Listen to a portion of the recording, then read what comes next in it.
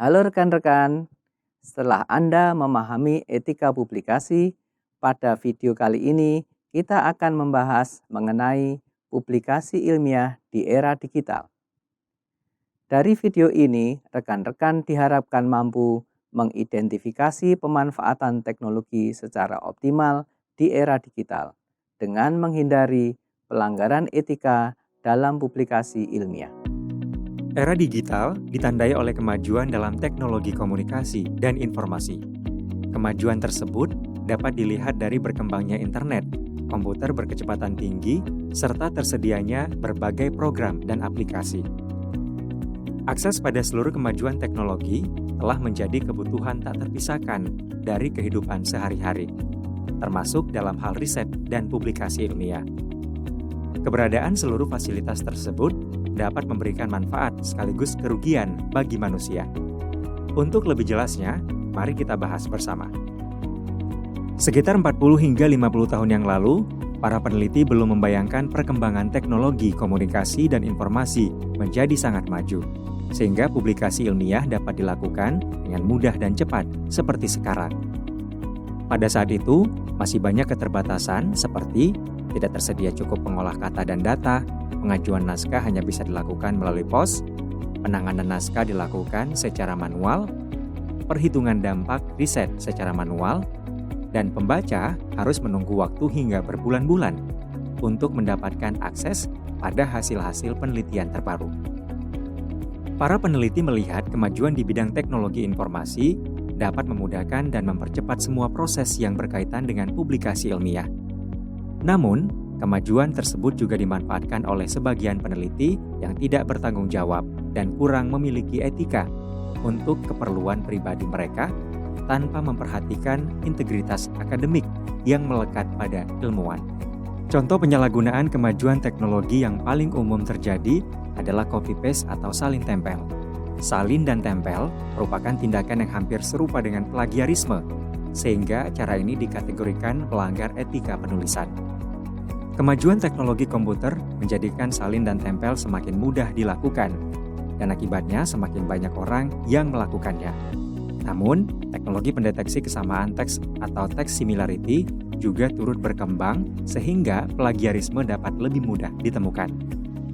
Plagiarisme tidak hanya dilakukan oleh para penulis pemula, tetapi juga dilakukan oleh para peneliti senior. Oleh sebab itu, pencegahan dan penanggulangan plagiarisme di era digital dibutuhkan untuk menjaga integritas semua peneliti. Contoh lainnya adalah pemakaian perangkat lunak untuk menyajikan data, gambar, dan tabel palsu atau hasil fabrikasi untuk membuat artikel ilmiah tampak lebih meyakinkan. Fabrikasi data seperti ini dapat merusak tatanan dan etika ilmiah karena memasukkan unsur-unsur ketidakjujuran secara sengaja. Tindakan ini akan berakibat pada penyesatan pengembangan ilmu dan merugikan komunitas ilmiah secara luas. Oleh sebab itu, pelaku fabrikasi data akan kehilangan kesempatan untuk menjadi bagian di dalam komunitas ilmiahnya.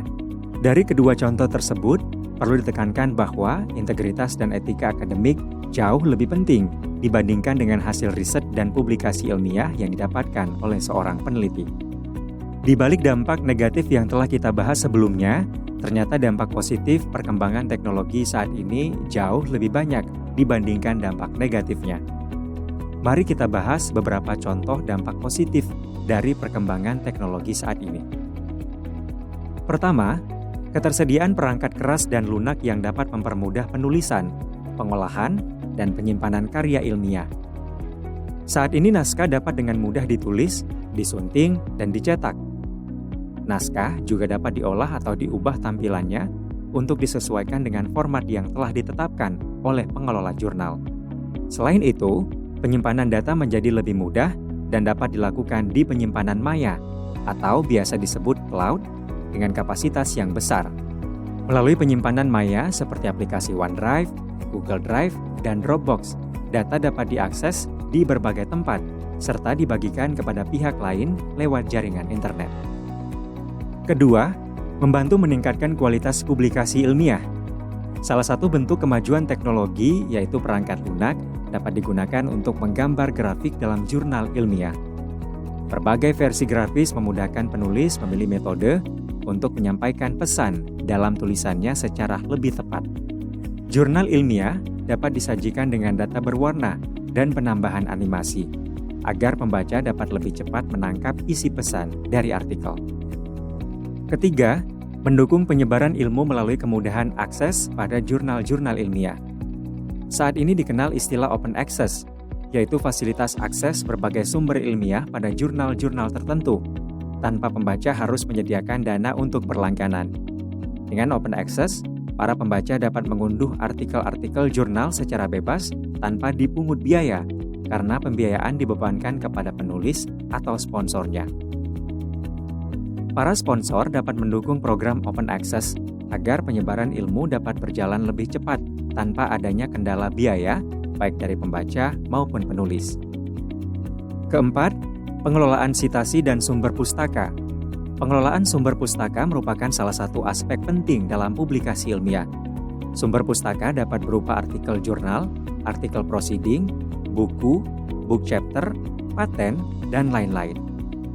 Terdapat dua sistem utama pengelolaan sumber pustaka, yaitu yang berbasis urutan angka atau disebut sistem Vancouver, dan berbasis urutan nama pengarang atau disebut sistem Harvard.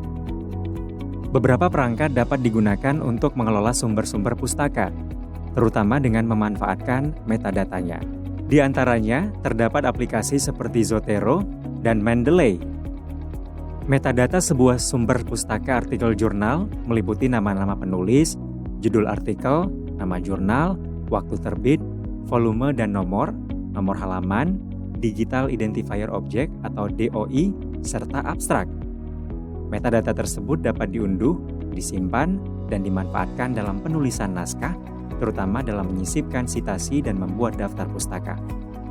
Kelima, tersedianya jasa tak berbayar untuk memilih jurnal yang sesuai dengan hasil riset yang diperoleh. Penyedia jasa tersebut diantaranya adalah situs Edans, Elsevier, dan Springer. Penulis cukup menyiapkan judul dan abstrak naskah, kemudian mengkopi tempelkan keduanya pada kolom halaman situs yang tersedia. Langkah ini akan membantu penulis untuk mendapatkan daftar jurnal sesuai dengan temuannya dan memberikan informasi terkait reputasi jurnal, tingkat keketatan, hingga penyediaan fasilitas open access. Sayangnya, belum semua penerbit memiliki fasilitas pencarian jurnal ini. Keenam, aplikasi dan jaringan internet memperlancar proses pengajuan naskah dan penelaahannya. Saat ini, naskah tidak lagi harus dicetak dan dikirimkan melalui pos, melainkan cukup dengan mengunggah naskah dan data-data pendukung melalui situs internet jurnal yang tersedia. Dengan cara ini, manuskrip dapat segera diterima oleh dewan redaksi dan segera diproses. Seorang penulis cukup menunggu balasan dari dewan redaksi dalam rentang minggu atau bahkan hari untuk mendapat keputusan apakah naskahnya ditolak atau ditelaah lebih lanjut. Di era digital yang serba cepat ini, penulis juga dapat berharap hasil telaah atas naskahnya sudah dapat diterima kembali dalam waktu beberapa minggu. Dampak utama dari kemajuan teknologi ini adalah kecepatan publikasi serta sampainya hasil-hasil riset dan perkembangan ilmu kepada para pembaca. Dan ketujuh, tersedianya fasilitas untuk tata bahasa. Teknologi internet, informasi, dan komunikasi menyediakan fasilitas-fasilitas tata bahasa, seperti adanya situs padanan kata, bank frasa, koreksi tata bahasa, dan penerjemah. Situs-situs seperti Thesaurus, Academic First Bank, Grammarly, dan Google Translate juga dapat dioptimalkan untuk menyempurnakan karya ilmiah. Nah, rekan-rekan, demikian pembahasan mengenai publikasi ilmiah di era digital. Tugas kita adalah memanfaatkan seluruh fasilitas yang tersedia secara optimal dan bertanggung jawab agar tidak terjadi pelanggaran etika. Sampai jumpa di video selanjutnya.